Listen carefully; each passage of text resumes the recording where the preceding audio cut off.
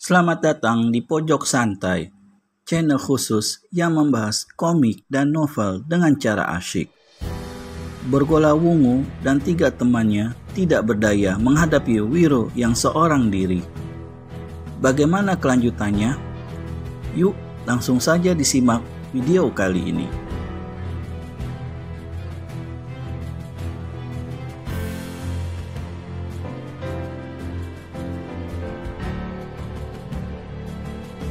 Ada satu keanehan dalam peristiwa 17 tahun yang lalu itu, kata si pemilik kedai. Keanehan bagaimana? Tanya Wiro ingin tahu. Waktu itu, Mahesa Birawa dan anak-anak buahnya membakar rumah mendiang Rana Weleng. Dalam kobaran api yang tiada terkirakan besarnya, terdengar suara tangisan orok. Itu adalah oroknya Rana Weleng sendiri. Orang banyak sangat kebingungan. Bagaimana mungkin menyelamatkan bayi dalam kobaran api itu? Pada saat yang sangat tegang itu, semua orang melihat berkelebatnya bayangan hitam. Sangat cepat sekali bayangan hitam itu menyerbu ke dalam kobaran api, lalu lenyap.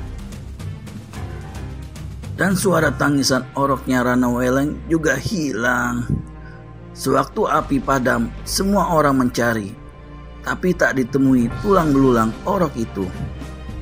Wiro Sableng termangu-mangu.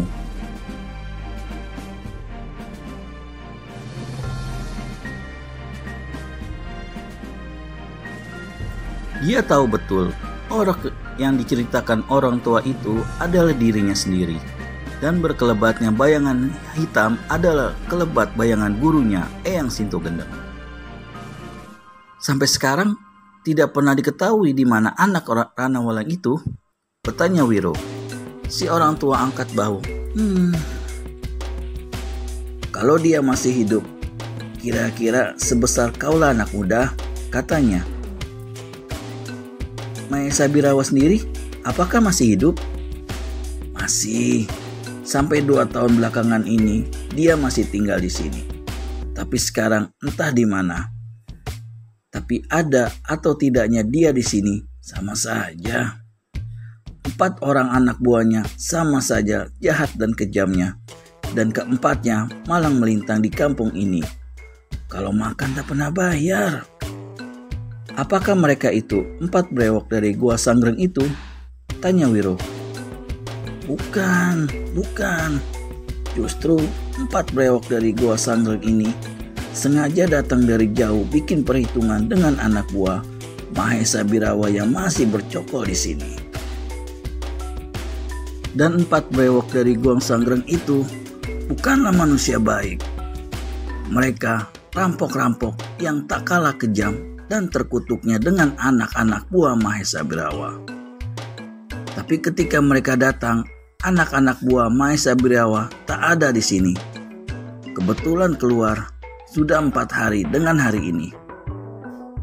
Wiro mengulurkan tangannya memotes sebuah pisang yang tergantung. Apakah kau punya uang untuk membayar pisang itu, anak muda? Tanya si pemilik kedai. Wiro pun tertawa. Utang dulu toh nggak apa-apa ya, sahutnya. Si orang tua mengeluh dalam hati. Berarti tambah satu lagi langganannya yang makan tanpa bayar. Sambil mengunyah pisangnya, Wiro Sableng bertanya, urusan apakah yang dibawa oleh 4 brewok dari Gua Sanggreng itu ke sini? Si orang tua memandang lagi lalu keluar kedai. Lalu katanya, perlu kau ketahui, pemimpin 4 brewok dari Gua Sanggreng itu yang kini memakai nama Bergola Wungu dulunya adalah penduduk kampung Jatiwalu ini. Anak-anak buah Mahesa Birawa yang bercokol di sini kemudian menghabisi ayahnya juga ibunya, merusak kehormatan perempuan itu serta saudara-saudara perempuannya. Bergola Wungu sempat melarikan diri. Ketika dia kembali ke sini, ternyata dia sudah jadi seorang yang tak kalah jahatnya dengan anak-anak buah Mahesa Birawa. Lama Wiro Sableng terdiam. Tiba-tiba dia ingat satu nama yang diucapkan Nilam Suri. Kenal dengan seorang yang bernama Kalingundil? Kulit kening pemilik kedai itu mengkerut. Adalah lucu kalau pertanyaan itu kau ajukan saat ini, anak muda, katanya. Kenapa?